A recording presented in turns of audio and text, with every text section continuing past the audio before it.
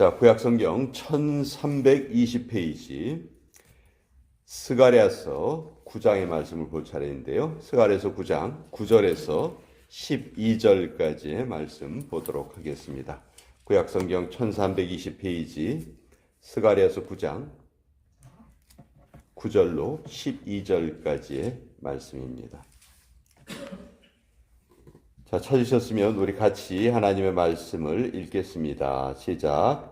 시온에 따라 크게 기뻐할지어다. 예루살렘에 따라 즐거이 부를지어다. 보라, 내 왕이 내게 임하시나니 그는 공의로우시며 구원을 베푸시며 겸손하여서 나귀를 타시나니 나귀의 작은 것 곧 나귀 새끼니라. 내가 에브라임의 병거와 예루살렘의 말을 끊겠고 전쟁하는 활도 끊으리니 그가 이방 사람에게 화평을 전할 것이요 그의 통치는 바다에서 바다까지 이르고 유브라데 강에서 땅끝까지 이르리라. 또 너로 말할진대 내 언약의 피로 말미암아 내가 내 갇힌 자들을 물 없는 구덩이에서 놓았나니 갇혀 있으나 소망을 품은 자들아 너희는 요새로 돌아올지니라. 내가 오늘도 이르노라. 내가 네게 갑절이나 갚을 것이라. 하나님의 말씀입니다. 아멘. 자, 이 스가랴서에 대해서 이렇게 잘 아는 그런 성도들이 좀 드물어요. 스바냐, 스가랴, 요 스자로 시작하는 선지자들은 별로 이렇게 설교가 많이 되지도 않고 많이 알려진 선지자는 아니에요. 이 스가랴서에서 가장 잘 알려져 있는 구절이 바로 오늘 우리가 읽은 구절입니다. 근데 스가랴서는 기본적으로 어제 이제 우리 학개서를 살펴봤죠. 학개하고 스가랴는 동시대에 활동을 했어요. 같은 시대에 하나님이 두 선지자를 같이 보내셔서 성전 건축을 중단하고 있던 이스라엘 백성들을 깨우시고 그것을 완공하게 하셨어요. 근데 학개 선지자의 메시지는 아주 직선적이에요. 그냥 학개 선지자는 무슨 다른 말이 필요 없어요. 야, 너희들 뭐 하고 있니? 너희들 성전을 짓기 위해서 여기 돌아왔는데 지금 너희들 뭐 하고 있는 거야? 정신 차리고 빨리 성전을 지어야 돼. 그렇지 않으면 너희들이 지금 하고 있는 모든 일이 다 헛수고가 될 거야. 근데 너희가 만약 하나님의 그 전을 짓겠다는 그 열심을 가지고 다시 성전을 짓기 시작하면 하나님이 너희에게 복을 쏟아 부어 주실 거야. 이게 학개서의 메시지예요. 여기에는 무슨 해석이 필요하거나 그런 게 없어요. 그냥 딱 전할 말을 전하는 것이 학개 선지자예요. 반면에 스가랴 선지자는 똑같은 메시지를 전하는데 하나님이 스가랴 선지자에게는 환상을 많이 보여주세요. 8가지의 환상을 보여주시고 그 환상을 통해서 스가랴는 그것을 뜻을 깨닫지 못하니까 하나님 이 환상이 무슨 뜻인가요? 무슨 뜻인가요? 계속 물어봐요. 그럼 또 하나님의 천사가 그것을 답을 해주세요. 그래서 그런 형식으로 스가랴서가 기록이 돼 있고 특별히 이 9장부터 마지막 장까지는 마치 미래의 역사를 스가랴서가 미리 본 것처럼 미래에 이루어질 하나님의 약속을 특히 메시아에 대한 약속을 스가랴 선지자가 또 전하고 있어요. 그래서 그런 면에서 이 스가랴 선지서는 참 신비한 책이고 근데 또 너무 많은 환상이 적혀 있으니까 쉽게 접하기가 어렵고 그런 선지서예요. 근데 우리가 읽은 오늘 그 9장에 있는 부분은 특별히 예수님께서 예루살렘에 입성하시는 모습을 마치 옆에서 본 것과 같이 기록하고 있어요. 예수님께서 구약 성경 전체를 뭐라고 요약하신 적이 있었죠? 모든 성경은 나를 증거하는 것이다. 그렇게 말씀하셨죠. 그래서 구약 성경에 보면 예수님에 대한 증거가 곳곳에 기록되어 있어요. 미가서에는 어떤 내용이 기록되어 있어요? 미가서에서 제일 유명한 구절은 베들레헴 너 에브라다야, 너는 결코 작은 고을이 아니다. 너를 다스리는 자가 바로 그곳에서 나실 것이다. 예수님께서 베들레헴에서 탄생하실 것이 미가서에 예언이 되어 있어요.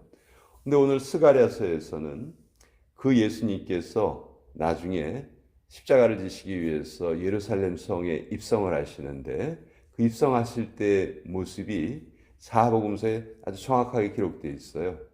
그 종려주일이었죠. 종려주일 때 예수님께서 제자들과 함께 예루살렘 성에 들어오십니다. 이제 바로 그 주간에 예수님께서는 이제 십자가에 달려 돌아가시는데, 예루살렘에 들어오실 때 모든 백성들이 환호성을 질렀어요. 그렇죠? 그리고 종려나무 가지를 막 흔들었어요. 그래서 그 주일의 이름을 우리 종려주일이라고 부르잖아요. 근데 예수님께서 그때 예루살렘에 들어오시는 모습이 너무 그 환영하는 모습과 어울리지가 않아요. 보통 과거에 이 시대에 왕이라든지 귀족들이 타는 동물들은 대개가 다 말이었어요. 말. 예. 말은, 성경에서의 말은요, 군사력을 상징합니다. 그래서 하나님께서 그 왕의 규례를 주실 때 왕이 하지 말아야 될 몇 가지를 알려주시는데, 은금을 많이 쌓지 말아라, 아내를 많이 두지 말아라, 그리고 또 한 가지가 말을 많이 가지지 말아라. 예. 요 말이 군사력을 상징하는 거거든요. 예. 그러니까 자기 군사력을 의지하고 하나님을 의지하지 않을까봐 그런 그 규례를 주셨는데, 그러니까 왕들은 늘 말을 타요. 근데 예수님은 뭘 타고 입성을 하셨냐 하면 나귀를 타고 입성을 하셨어요. 그 나귀 중에서도 새끼 나귀를 타고 입성하셨어요. 여러분, 말과 나귀의 가장 큰 차이점은 뭐예요? 크기예요. 크기. 말은 커요. 그러니까 말 위에 타고 있는 사람들은 그 주변에 있는 사람들을 어떻게 보나요? 내려다봅니다. 내려다봐요. 그러니까 말에 탄 사람은 뭘 의미하는 거예요? 내가 우러러 볼 사람이에요. 다른 사람을 이렇게 내려다보는 사람이에요. 반면에 나귀는 그 시선이 우리의 시선과 동일선상에 있습니다. 나귀를 타도, 나귀가 키가 작으니까 나귀를 타도 결코 우리보다 높은 곳에서 우리를 바라보지를 못해요. 같은 시선이 높이가 같은 거죠. 그래서 이 나귀를 타시고 입성하셨다 하는 것은 예수님의 겸손을 아주 우리에게 잘 알려주시는 그런 내용이에요. 중세 시대에 캐톨릭이 참 많은 부분에 있어서 잘못을 행했는데, 그 중에 한 가지, 캐톨릭의 건축 양식 자체가 좀 사람에게 위압감을 주는 건축 양식을 선택을 했어요. 그래서 교회당은 천장이 이렇게 높지 않습니다. 근데 성당에 들어가면 특징이 뭐죠? 천장이 무지무지 높아요. 그러면 성당에 들어갈 때부터 사람들은 딱 들어가면서부터 기가 눌리는 거예요. 기가 죽는 거예요. 그러니까 그 중세 그 캐톨릭이 자기의 권위를 나타내는 방식, 또 성직자를 나타내는 방식, 그런 것이 거기에 나타나 있죠. 그래서 과거에는요, 이 교회에서도 설교단이 좀 높은 곳에 있는 경우가 있었어요. 그 계단을 만들어 가지고요, 설교자가 그 높은 곳에 올라가서 회중들을 내려다보고 설교를 하는 그런 건축 양식이 있었어요. 그러니까 이 말씀은 하나님이 우리에게 주시는 말씀이다, 그런 의미도 있지만 또 그걸 통해서 설교자의 권위를 나타내려고도 했거든요. 이 높이는요, 높이는 권위를 상징합니다. 피라밋이 왜 높을까요? 나 이렇게 위대한 사람이야. 이집트의 바로가 그걸 나타내고 싶었던 거예요. 그래서 높은 곳에 이렇게 피라밋을 높게 지은 거죠.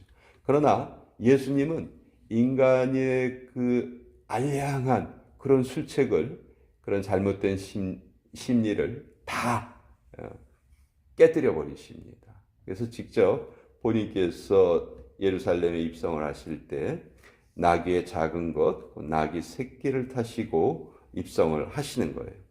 그러니까 예수님께서 이 땅에 오실 때 나는 너희에게 섬김을 받으러 온 것이 아니고 무엇을 하러 왔다? 섬기러 왔다. 예수님께서 이 땅에 오신 이유는 섬김을 받으러 오신 것이 아니고 섬기러 오신 것이죠. 그래서 마지막 만찬 때에도 어떤 행동을 하세요? 제자들의 발을 씻겨주세요. 그렇죠? 가장 낮은 하인이 하는 일을 예수님이 직접 하시고 제자들에게 내가 선생된 자로서 너희를 이렇게 씻겨주었으니 너희도 서로 발을 씻겨주어라. 너희도 낮아져라. 이렇게 말씀하신 것이죠.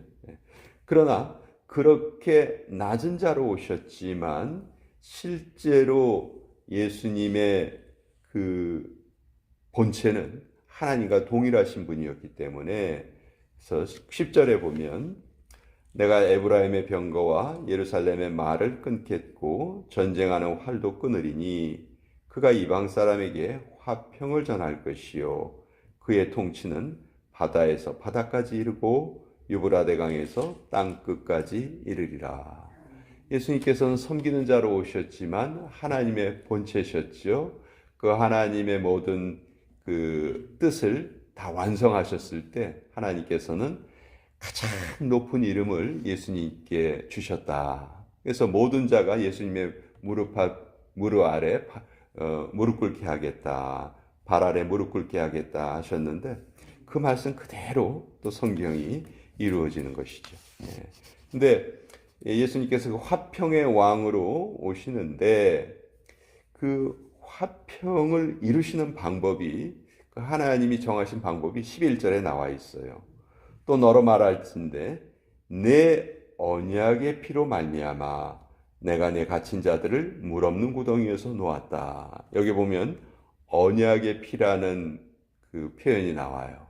근데 이 언약의 피라는 이 표현을 누가 그대로 사용하시냐면 예수님이 그대로 사용하십니다. 언제? 제자들과 마지막 식사를 하시면서 성찬을 제정해 주시죠. 그때 떡을 떼어 주시고 잔을 주시잖아요. 그 잔을 주실 때 이 잔은 내가 너희를 위하여 베푸는 새로운 언약의 피다. 언약의 잔이다. 그러니까 내 피를 통하여서 내가 흘리는 피를 통하여서 너희 모든 자들의 죄가 용서받게 될 것이다. 그것을 예수님께서 말씀하셨는데 그 언약의 피라는 그 표현이 구약 성경에 그대로 여기 적혀 있는 거예요. 그러니까 이 스가랴서의 9장부터 14장까지는 메시아가 우리에게 오실 것을 미리 알려주시는 성경의 내용이다. 그리고 그 메시아의 힘은 다른 것에 있지 않고 사람들을 내려다보거나 사람들을 지배하거나 그런 데 있지 않다. 메시아의 힘은 오히려 겸손에 있다. 메시아의 힘은 고난 가운데 있다. 고난 가운데 그 피를 흘려주시고 그 피를 통하여서 모든 사람들이 구원을 얻게 하여 주셨다. 이것이 성경이 우리에게 알려주시는 복음의 방식이에요. 복음은 결코 듣는 자들을 억압하거나 누르려 하지 않습니다. 오히려 복음은 듣는 자에게 힘을 주고 희망을 주고 또 강압적인 방법으로 임하는 것이 아니고 같은 눈높이에서 하나님의 복음이 전해지신다. 그것을 가장 우리에게 잘 보여주신 분이 바로 예수님 그 자체이시죠. 또 우리도 마찬가지입니다. 우리는 늘 예수님을 섬기는 사람이라고 자처하고 있습니다. 근데 살아가는 방식은 예수님이 가르쳐 주신 거하고 정반대로 살기를 원해요. 그렇죠? 낮아지고 섬기는 삶보다는 그냥 자꾸 높아지려고 하고 다른 사람을 누르려 하고 이것은 결코 올바른 방식이 아니다. 예수님께서 이 스가랴서의 말씀을 통해서 오늘 우리가 살아가는 방식에 대해서 다시 한번 질문하고 계시면서 나를 따르라. 예수님께서 그렇게 말씀하신다. 저는 생각을 합니다. 자, 스가랴서의 말씀